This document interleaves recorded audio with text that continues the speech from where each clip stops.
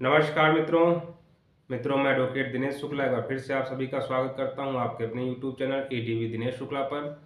मित्रों, यदि आप हमारे चैनल पर नए हैं तो हमारे चैनल को अवश्य सब्सक्राइब कर लीजिए, क्योंकि हमारे द्वारा लगातार यह प्रयास जारी है कि प्रत्येक भारतीय नागरिक तक जो भारत के महत्वपूर्ण कानून हैं उनको पहुंचाया जा सके। और इसी क्रम में आज की यह वीडियो है जिसका विषय है कि किसी व्यक्ति के विरुद्ध झूठी एफआईआर दर्ज कराना या फिर पुलिस को झूठी शिकायत दर्ज कराना। तो मित्रों, यदि कोई व्यक्ति किसी दूसरे व्यक्ति के विरुद्ध या जानते हुए कि वह व्यक्ति निर्दोष है, उसने कोई अपराध नहीं किया है, फिर भी मिथ्या दोषारोपण करके उसके विरुद्ध झूठी एफआईआर दर्ज कराई जाती है, तो यह पुराने दंडात्मक कानून भारतीय दंड संहिता 1860 की धारा 211 के तहत दंडनीय अपराध था।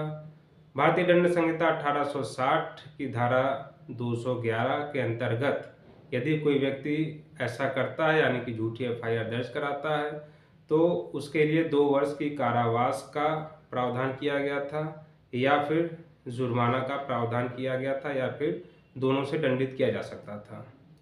मित्रों, बात करें यदि एफआईआर किसी ऐसे अपराध से संबंध में लिखाई गई है जिसके फलस्वरूप उस व्यक्ति को फांसी की सज़ा हो सकती थी, या फिर आजीवन कारावास हो सकता था, या फिर 7 वर्ष से अधिक का दंड हो सकता था, तो ऐसी दशा में जिस व्यक्ति ने झूठी एफआईआर दर्ज कराई थी या करवाते थे, उनके लिए 7 वर्ष के कारावास का प्रावधान था।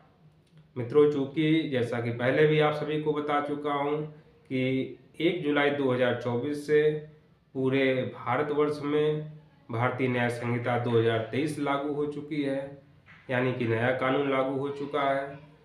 तो अब धाराएं भी परिवर्तित हो चुकी हैं। तो मित्रों, भारतीय न्याय संहिता 2023 की धारा 248 में झूठी एफआईआर के विरुद्ध दंडों का प्रावधान किया गया है। मित्रों, 248 को 2 भागों में बांटा गया है। इन दोनों बिंदुओं को ध्यान से सुनिए, नोट कर लीजिए, या पॉइंट्स आपके बहुत काम आने वाले हैं। तो मित्रों, पहला पॉइंट है, पहला बिंदु है 248A। 248A के अंतर्गत यह बताया गया है मित्रों कि यदि कोई व्यक्ति किसी दूसरे व्यक्ति पे मिथ्या दोषारोपण करके उसके विरुद्ध झूठा एफआईआर दर्ज कराता है, तो ऐसी दशा में झूठा एफआईआर दर्ज कराने वाले व्यक्ति के विरुद्ध जहां पहले 2 वर्ष की सज़ा का प्रावधान था, वहां पर 2 वर्ष की सज़ा को बढ़ा के 5 वर्ष की सज़ा का प्रावधान कर दिया गया है। साथ में ही जुर्माना, जो कि ₹2 लाख तक का हो सकता है, या फिर दोनों में से किसी एक दंड से दंडित किया जाएगा, चाहे वह जुर्माना हो या फिर 5 वर्ष का कारावास हो। मित्रों, 248B की बात करते हैं तो उसके अंतर्गत यह उल्लेखित है कि यदि व्यक्ति दूसरे व्यक्ति के विरुद्ध एफआईआर दर्ज कराता है, उसमें इस प्रकार का दंड हो सकता है कि व्यक्ति को फांसी हो जाए, या आजीवन कारावास हो जाए, या फिर 7 वर्ष से अधिक का कारावास हो जाए। तो ऐसी दशा में मित्रों, जिस व्यक्ति ने झूठी एफआईआर दर्ज कराई है उसके विरुद्ध 7 वर्ष के कारावास का प्रावधान किया गया है।